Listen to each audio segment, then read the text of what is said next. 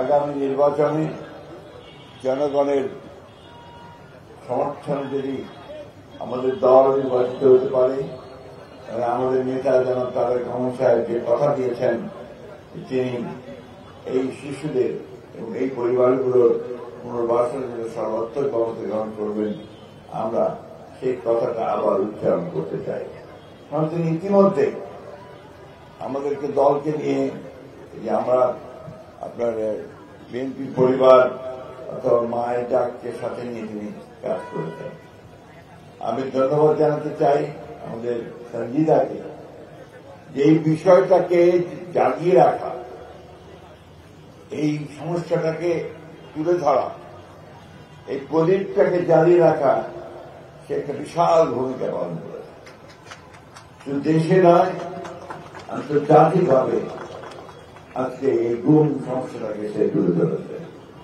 যারই ফলশ্রুতিতে আমরা দেখেছি যে আন্তর্জাতিকভাবে এই বিষয়টার উপর অত্যন্ত গুরুত্ব দেওয়া হয়েছে।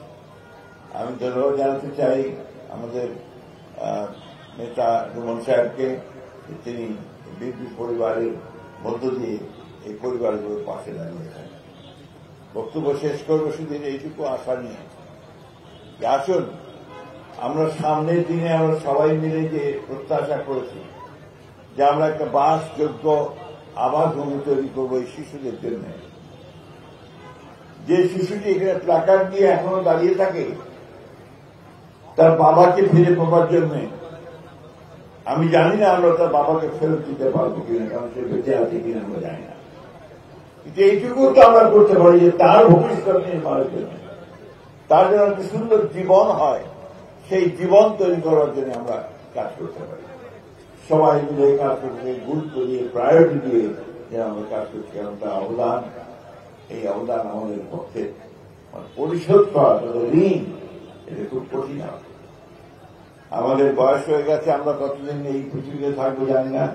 যাচ্ছি যত তরুণ এখানে যারা আছে তাদের দায়িত্ব থাকবে এই বিষয়টাকে সর্বাধিকার দিয়ে আমাদের এই শিশুদের, আমাদের বাচ্চাদের, তাদের জীবন সুন্দর হয়, ভবিষ্যতের জীবন যেন সুন্দর হয়, সেই কাজটা যেন আমরা সবাই মিলে করতে পারি।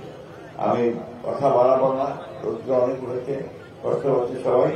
আজকে প্রোগ্রামের কথা শুনেছি, এটা সবাই, আমি আশা করবো যে সবাই মিলে এটাকে উপভোগ করবেন, এনজয় করবেন।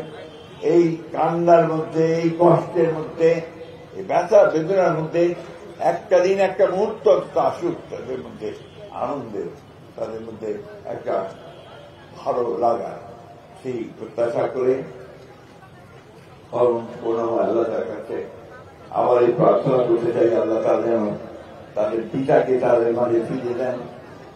আমাদের যারা চলে গেছে তারা যেন স্বর্গে যায়, বেহেশতে যায়, সেই দোয়া আল্লাহ তাআলাকে চাইছি।